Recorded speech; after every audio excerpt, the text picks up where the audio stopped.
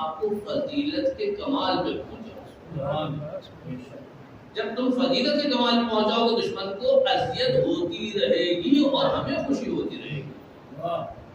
یہ اصل طریقہ ہے. یہ بائیکاٹ میں منع نہیں کرتا. آپ پیسے نہ پیتے اچھی بات, آپ اپنی چیزیں نہ خریدیں اچھی بات, لیکن اصل اذیت ان کو کب ہوگی؟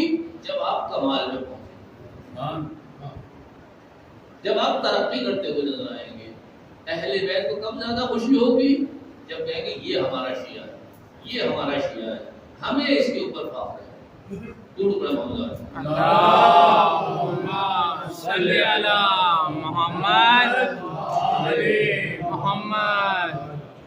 میں یہ باتیں کیوں کر رہا ہوں؟ ایک تو بات یہ ہے کہ میں نے ایک امامہ پہنا ہوا ہے جو لباس ائمہ کا, تو میری ذمہ داری بڑھ جاتی کہ آپ لوگوں نے زحمت کی مجھے یہاں بٹھایا ہے, تو بلاخر میری بھی ایک ذمہ داری ہے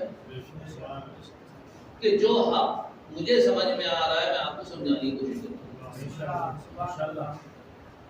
ہم دقت نہیں کرتے ہیں مطالب میں. یہ کب ہوگا؟ جب آپ اس طرح سکون سے بیٹھ کے سنیں گے.